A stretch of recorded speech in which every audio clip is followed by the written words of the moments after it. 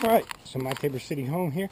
Today we're going to do an update video. And the update video is going to be for when we did the aggressive trim on the Holly and the aggressive trim on the Camellias. Alright, so first we're going to go over the big Holly that was in front of the fireplace, the chimney here. And you know, this Holly has been really resilient. Has put on a ton of new growth. If I'll try to put the comparison from well, we got this branch in here. I'll try to put the comparison from the last video in here as to you know, what it looked like immediately after it was trimmed. Now when we trimmed it, we had a ton of red berries on here, and we have a pretty fair number of the green berries popping up on it. But just the amount of new growth that came off of this Holly was extraordinary. I will tell you, there was one thing that I tried that a person told me may work. Let me see if I can get back here and I'll show you what I'm talking about. Whew, just about bust my butt. So there was one thing that I tried, and let me see if I can find the spot here. Yeah, right here, right there. Somebody told me that if you would just get through the outer layer of bark and make a little notch right here, somewhere around the junction of a bunch of branches, that a new branch would form out of there. And that did not happen. So if you hear that, maybe it was just I didn't have good luck with that technique, but that was a no-go. That did not work. At least it didn't for me.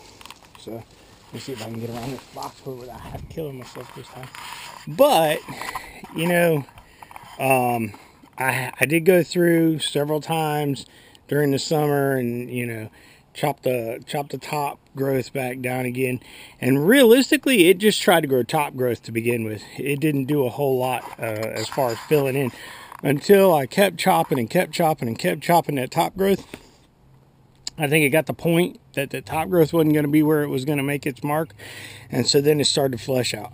And you know, when you're looking at these things all the time, you don't really come to realize how much growth you actually are putting on.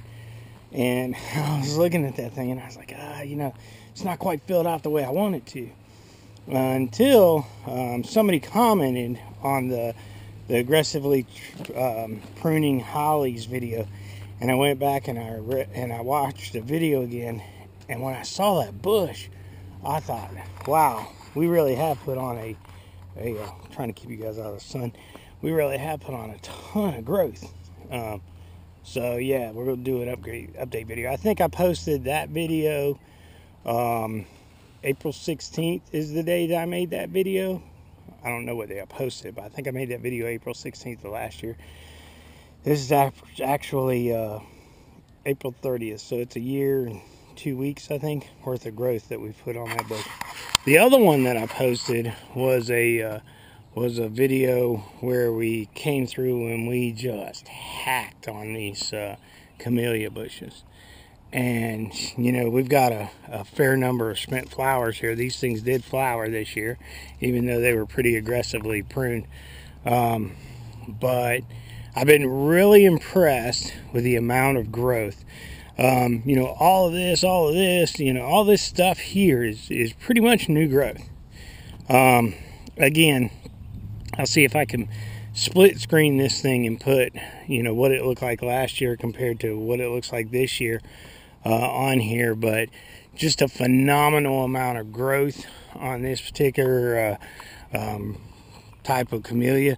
Now my garden bed is just absolutely inundated. I got a bunch of coreopsis in here and a bunch of phlox. And this phlox is actually, there were some phlox growing wild down by a country road I know. And I said, you know, I'm going to just grab a couple of those plants and put them in my garden and see what happens with them. And this is 3 small phlox, about this size, is what I got last year. Transplanted them here in the garden, and then just let them go. and I let them go all the way to seed. And this is the end result of letting those go to seed. Well, consequently, the Coreopsis is the same story. That was all Coreopsis I got from the side of the road that I let go to seed, and it has just absolutely spread throughout this entire bed. The one phlox that I did buy, well, actually two. This one here was an orphan plant that I got from a big box store, and this little creeping phlox down here was from a big box store as well. Peony, I planted peony last year. That thing came up and it looked pitiful, and I really didn't know whether or not I was even going to have a peony plant. And this year it came up and it just had 2 flowers, and so I started looking at it and online at different videos about peonies, and supposedly this is the way this happens. So, you know, with that response, I went ahead and I got 2 different other kinds of peonies and planted them here in the garden. This garden bed here I have not weeded yet this year. So, you know, we got daffodils, or not daffodils, dandelions, and all kinds of stuff in this garden bed. And this one here, I will get around to weeding. I'll be honest with you, the reason why I didn't weed it was I forgot what this looks like when it was immature.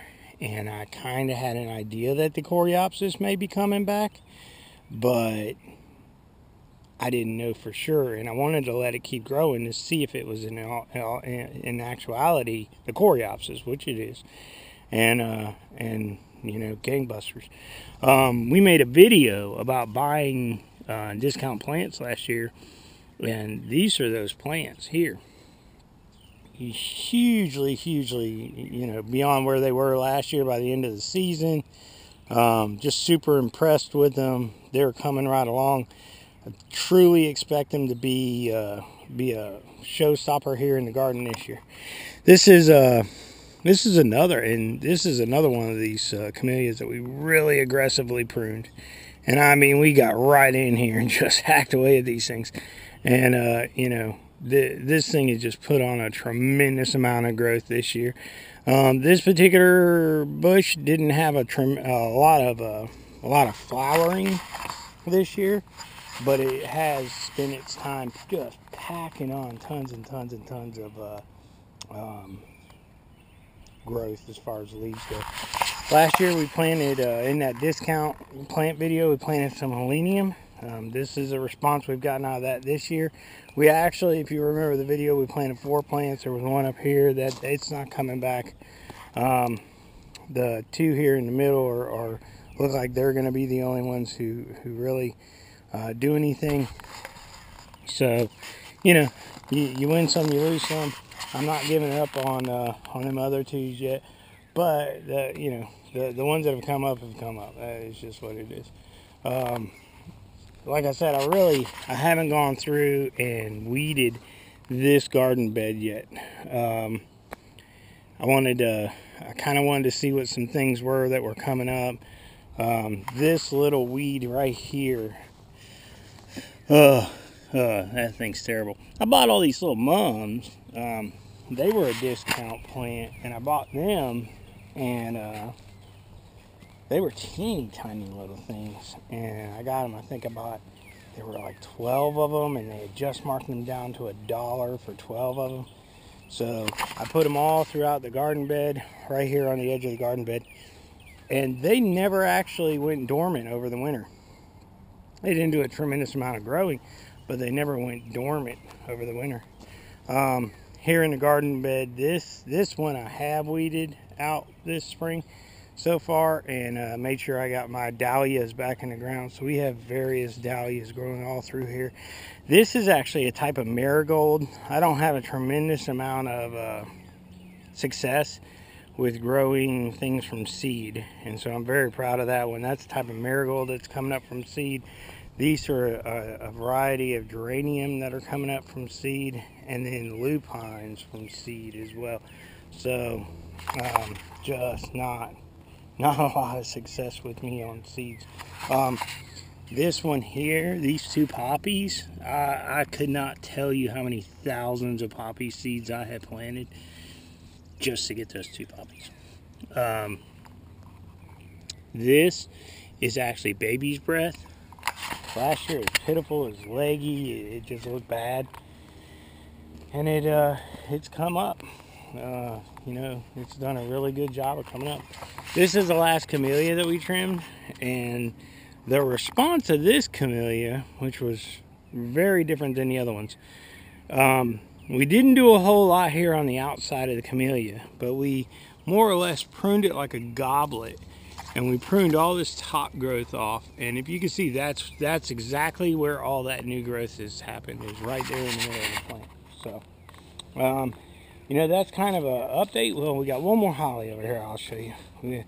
That's kind of an update on where we are with the plants that we were aggressively trimming, seeing what, you know, how they turned out. Overall, I mean, I'm happy with where we got with them. This is the other smaller holly that we trimmed out, and again, you know, all summer long I just came through and trimmed off top growth. That was it. I really wasn't worried about anything else. I just wanted to give it the clue that we could grow out, but we couldn't grow up. And it caught on. I mean, it filled out nicely for what it was. So, you know, that's where we are with the update on aggressive trimming of the bushes and some of the discount plants that we got. Looks like it'll be a good summer. Looks like we'll have a really good foundation to work from this year. And you know, as those things keep growing and keeping on, you know, I would say at this point in time, if you're wondering about aggressively trimming those bushes, go for it. Every single thing that I've gotten in here and really trimmed hard, with the exception of gardenias. My gardenias aren't looking great, but everything else I've had fairly good success with. So I think the gardenia issue is I need to get some iron in the soil, and I need to really just fertilize them. But I'm going to try that and see how that works out.